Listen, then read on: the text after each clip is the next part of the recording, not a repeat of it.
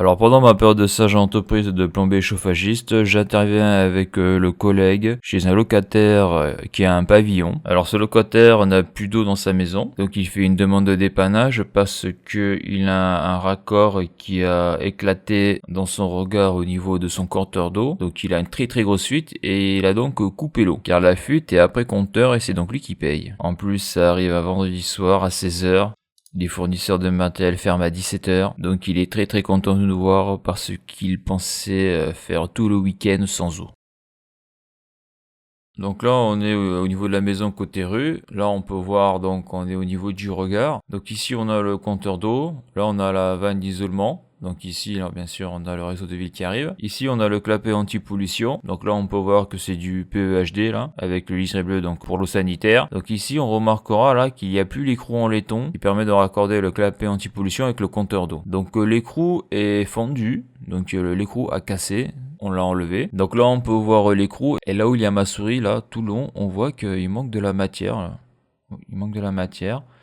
On peut voir qu'ici il est fendu, donc je sais pas ce qui s'est passé avec cet écrou là, parce que ça arrive à une époque où il n'a pas encore gelé quoi, puis même pour péter un écrou comme ça, vu que la canalisation est enterrée, il faut quand même qu'il fasse très froid. On remarquera qu'au niveau du regard, lorsqu'on l'a ouvert, il n'y a aucune isolation sur le compteur d'eau et le clapet anti-pollution, il n'y a pas de mousse pour l'uréthane, il n'y a rien du tout, et là je vois que la tuyauterie doit être enterrée à 30 cm. C'est un regard qui n'est pas très profond. Donc là on vient d'enlever le clapet anti-pollution, donc ça c'est une pièce que l'on n'a pas dans le fourgon. Donc faut savoir que lorsqu'on intervient en dépannage, on nous dit qu'il y a une fuite d'eau dans le pavillon, mais on nous dit pas exactement quel est le problème. On nous a pas dit que le clapet anti-pollution était HS qu'il fallait le changer. Donc là il est 16h30 et là on va aller chez le fournisseur de matériel pour chercher un clapet anti-pollution. Donc en France les fournisseurs de matériel ferment très tôt le vendredi. Il y en a qui ferment à 16h30, d'autres à 17h. Donc bon là pour le client on y va. À l'atelier il n'y a pas ce type de pièce de secours. Donc c'est vrai que c'est quand même bizarre parce qu'un clapet anti-pollution qu'on fait de la plomberie à un moment ou à un autre ça sert toujours. Donc là on va directement chez le fournisseur. Donc le client a de la chance, quoi, le locataire de la chance, le fournisseur est toujours ouvert et il a un clapet anti-pollution à disposition. Donc là on remarquera que le PEHD là il arrive de travers et donc je dis ça parce que pour mettre le clapet anti-pollution correctement ça va être une galère quoi. C'est-à-dire qu'on va mettre un quart d'heure avant que le clapet soit bien mis et qu'il n'y ait plus de fuite. Parce que lorsque,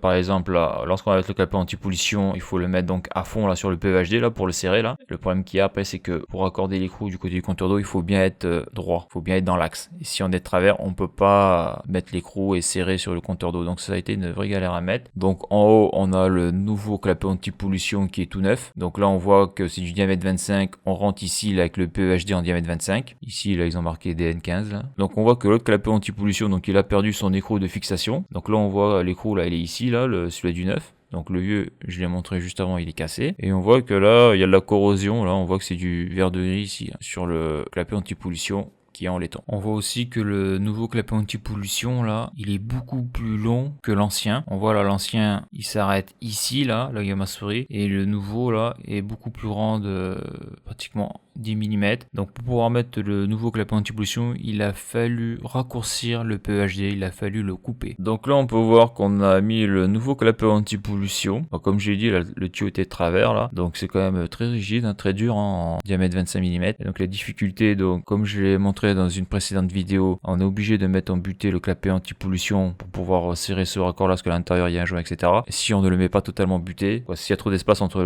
la butée et le PEHD, il y aura une fuite. Parce que là on est aux alentours de 3 bars ici là, au niveau de la pression de l'eau. Donc après donc là il est mis un joint, on a serré, mais c'est vrai que ça a été dur, ça a été galère parce que bon le but c'est pas de péter l'écrou et ni péter le compteur d'eau. Parce qu'il faut vraiment être dans l'axe pour pouvoir le serrer. Donc ça a l'air de rien mais c'est vraiment chiant à faire. Surtout quand le PE ici là, il vient de travers là. S'il avait été tout droit là, c'est-à-dire s'il avait bien été dans l'axe, à changer ça aurait pris 1 minute. Mais là c'était pas le cas là. Donc on a réussi à le mettre tant bien que mal. Donc là je rajoute ici, là on voit qu'il y a cette pièce bleue. Donc ça c'est un scellé, hein, c'est pour pas démonter le compteur d'eau. Donc de ce côté là c'est la distribution publique. De ce côté là c'est la partie particulier. Et comme ici il y avait une très grosse fuite, eh bien le client s'en est rendu compte le matin. C'est un voisin qui lui a dit que ça débordait par son regard. Et donc ça veut dire que toute cette eau consommée, donc il n'a pas utilisé mais qui est arrivée donc du mauvais côté du compteur, eh bien elle sera facturée et il devra la payer parce que la fuite a eu lieu de son côté. Donc là on a fini l'intervention, on a remis en eau ici, donc là-bas on est dans le sens passage du fluide. Là on a bien contrôlé qu'il n'y avait pas de fuite.